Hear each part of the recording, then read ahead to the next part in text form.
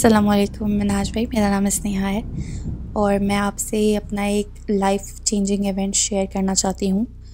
کہانی کچھ یوں ہے کہ میں شادی کے بعد سعودی عرب چلی گئی تھی اور ریاض سٹی میں چلی گئی تھی، اور وہاں میرے ہسبینڈ کی جاب ہے اور ابھی میں وہیں رہتی ہوں۔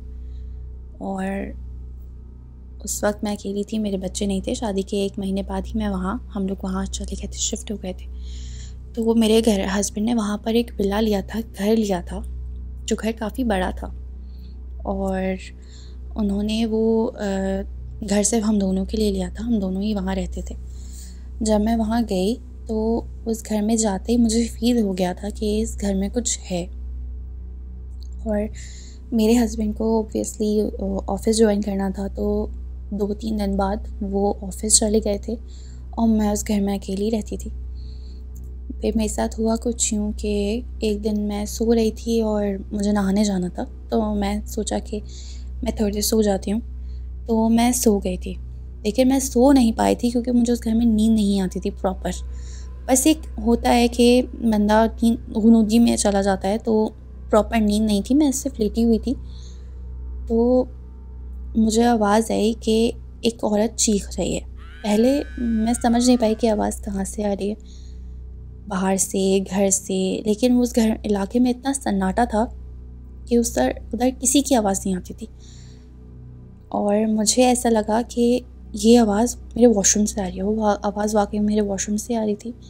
جب میری نیند کھلی اور میں اٹھ کے بیٹھی تو آواز بند ہو گئی تھی، لیکن آئی واز ویری شیور کہ آواز واش روم سے ہی آ رہی تھی۔ تو اس وقت میں ڈر گئی تھی، لیکن اکیلی تھی، مجھے ہمت کرنی پڑی۔ میں نے آیت الکرسی پڑھی، اپنا حصار کیا، اور میں اسی واش روم میں نہانے گئی۔ پھر اس چیزوں کو میں اگنور کرتی گئی۔ جب میرے ہسبینڈ جاتے تھے تو میں صرف کمرے میں بند ہو جاتی تھی، اور جب تک وہ نہیں آتے تھے صرف کھانے پینے میں باہر نکلتی تھی یا کھانا بنانے۔ اس کے علاوہ میں باہر نہیں بیٹھتی تھی کیونکہ باہر کا گھر سیٹ نہیں ہوا تھا، صرف میرا ایک روم ہی سیٹ ہوا تھا۔ باہر کا گھر فرنشڈ نہیں تھا، یعنی ٹی وی لاؤنج وغیرہ اور دوسرے کمرے جو تھے وہ فرنشڈ نہیں تھے۔ تو جب میں اپنے کمرے میں بیٹھی ہوتی تھی تو مجھے باہر سے ایسی آوازیں آتی تھیں جیسے کوئی چل رہا ہے، پھر رہا ہے، باتیں کر رہا ہے، اور جیسے میرے گھر میں بہت سارے لوگ ہیں تو مجھے بہت ڈر لگتا تھا۔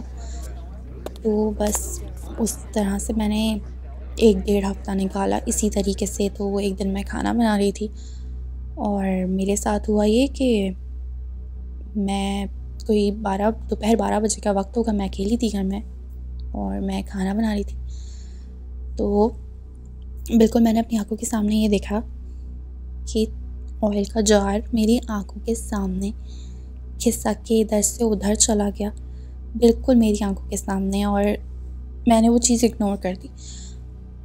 جب میں نے اگنور کیا تو میں نے دیکھا کہ نیچے جہاں میں کھڑی تھی وہاں کا کبرڈ کھل کے دروازہ بند ہوا ہے، بالکل میری آنکھوں کے سامنے، اور میں اس وقت بہت ڈر گئی، میں رونے لگی۔ جب میں کچن سے کمرے میں گئی تو میں نے دیکھا کہ ٹی وی پہ جو چینل لگا ہوا ہے، جو میں لگا کے گئی تھی، وہ چینج ہوا ہے۔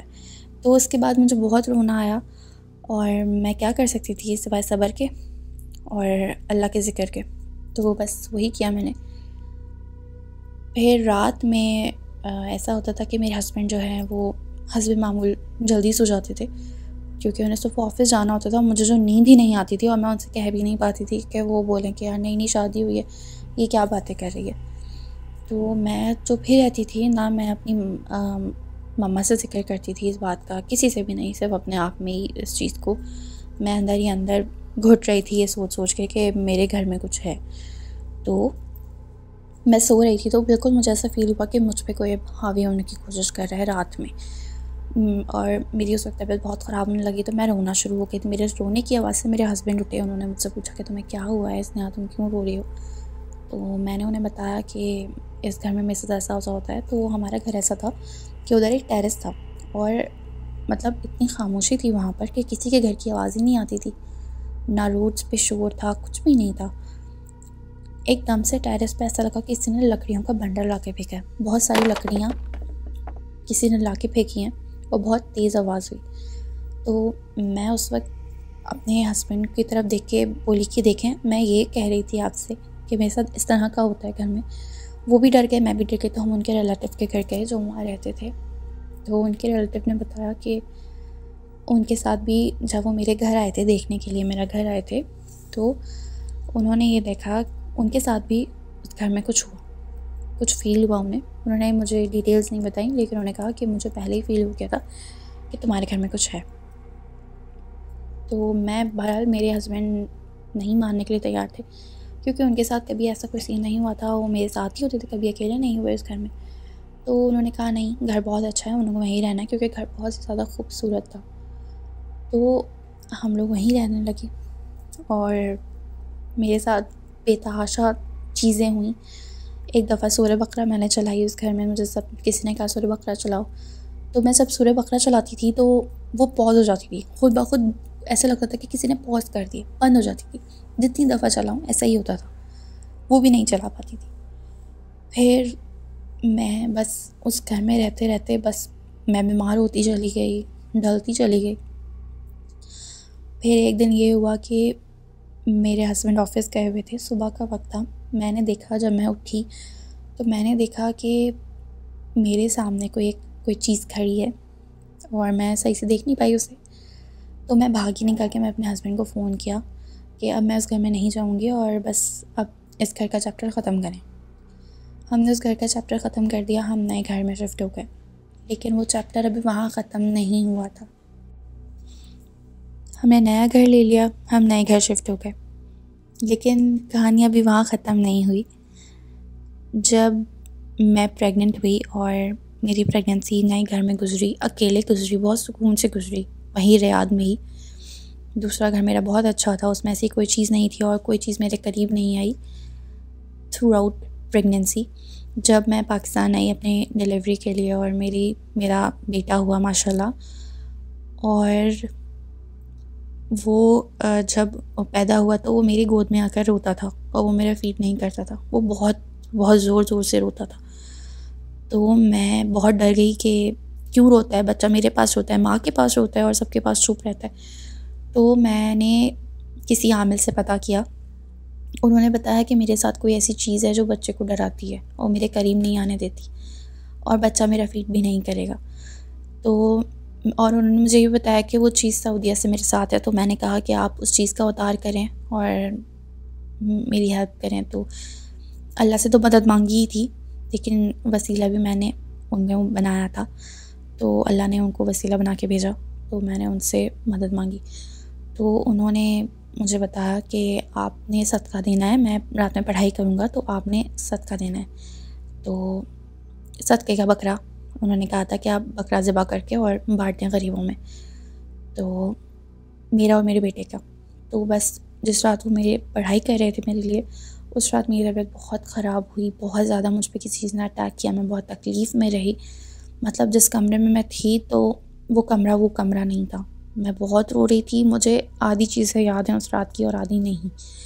جن سے سب میں نے سنا ہے اپنے گھر والوں سے، ان سے یہی سنا ہے کہ میں بہت تکلیف میں تھی، اور میں واقعی میں بہت تکلیف میں تھی اس وقت. میرا بیٹا 4 دن کا تھا، اور بس پھر اس رات پڑھائی ہوئی، سب کچھ ہوا، مجھے حصار میں لیا گیا، سب کچھ ہو گیا. وہ چیز میرے اوپر سے چلی گئی، اور وہ چیز جو بھی تھی وہ گندی تھی، کیونکہ اس وقت مجھے اپنے اوپر گندگی فیل ہو رہی تھی کہ میری گردن میں گندگی لگی ہوئی ہے، مٹی لگی ہوئی ہے، جبکہ میری گردن میں کچھ نہیں تھا. مجھے اپنے ہاتھوں میں مٹی محسوس ہو رہی تھی، نظر آ رہی تھی کہ مٹی ہے، اور اس وقت مٹی نہیں تھی میرے ہاتھوں میں. میری والدہ نے مجھے بتایا کہ تمہارے نہ ہاتھوں میں کچھ ہے، نہ تمہاری گردن میں کچھ ہے. تو مجھے اس وقت لگ رہا تھا کہ میرے اوپر بہت زیادہ گندگی ہے. تو خیر وہ چیز میں سمجھی کہ شاید تب ختم ہو گئی ہے، لیکن وہ چیز ابھی تک میرے ساتھ ہے. مجھے لگتا ہے کہ کوئی چیز میرے ساتھ ہے، میرے کندھے بھاری ہیں. وہ چیز مجھے نقصان کبھی نہیں پہنچا سکتی کیونکہ میں حصار میں ہوں، لیکن وہ چیز آج تک میرے ساتھ ہے. مجھے ایسا فیل ہوتا ہے کہ اس نے مجھے نہیں چھوڑا. اس بات کو 1.5 سال ہو گیا تقریباً، میرا بیٹا 1.5 سال کا ہو چکا ہے، اور یہ بات اس سے بھی پہلے کی ہے. تو یہ اس کو 2 سال ہو گئے ہیں اس بات کو، اور آج تک میرے ساتھ وہ چیز ہے، اس نے مجھے نہیں چھوڑا ہے. اور میں امید کرتی ہوں کہ میں اسی طرح حصار میں رہوں اور وہ مجھے تکلیف نہ پہنچا پائے. Thank you so much.